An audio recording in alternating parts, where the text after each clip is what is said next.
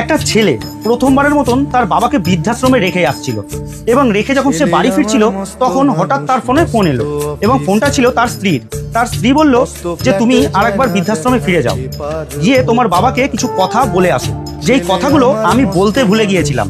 তুমি তোমার বাবাকে ভালো করে বুঝিয়ে এসো, কোনো অনুষ্ঠান, পুজো, এমনকি তোমার জন্মদিনে পর্যন্ত তোমার বাবা যেন একটু কষ্ট করে ওই বৃদ্ধাশ্রমেই থেকে যায়, আমাদের বাড়িতে যেন না আসে। বউয়ের কথা মতো ছেলেটি বৃদ্ধাশ্রমে ফিরে গেল। সেখানে গিয়ে ছেলেটি একটা অবাক কাণ্ড দেখলো। সেখানে দেখলো যে তার বৃদ্ধ বাবা ওই বৃদ্ধাশ্রমের বৃদ্ধ মালিকের সাথে বসে খুব হাসি ঠাট্টা করে গল্প করছে। এটা দেখে ছেলেটার মনে মনে একটু সন্দেহ হলো। সে ভাবলো যে বাবা কি তাহলে এই বৃদ্ধাশ্রমের মালিককে আগে থেকেই চিনতো? তারপর সে কিছুক্ষণ অপেক্ষা করতে লাগলো। কিছুক্ষণ পরে যখন তার বাবা একটা নির্দিষ্ট সময় পরে তার কক্ষে চলে যায়, তখন ছেলেটি চুপি চুপি গিয়ে ওই বৃদ্ধ মালিকটির সাথে কথা বলে। তাকে জিজ্ঞাসা করে, স্যার একটা কথা বলছি, কিছু মনে করবেন না। একটু আগে আপনি আমার বাবার সাথে যেভাবে কথা বলছিলেন আমার দেখে মনে হলো যে আপনারা হয়তো পূর্ব পরিচিত, সত্যি কি তাই?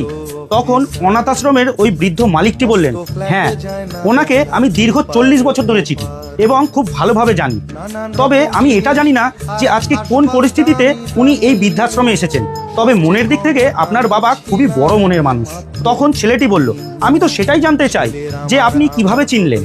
তখন বৃদ্ধ মালিকটি বললেন যে আজ থেকে প্রায় 40 বছর আগে উনি আমার আন্ডারে থাকা একটি অনাথ আশ্রম থেকে একটি অনাথ বাচ্চাকে দত্তক নিয়ে নিজের বাড়িতে নিয়ে গেছিলেন, এবং আমার অনুমান যদি ভুল না হয় তাহলে 40 বছর আগের সেই অনাথ শিশুটি আজ আমার সামনে দাঁড়িয়ে আছে।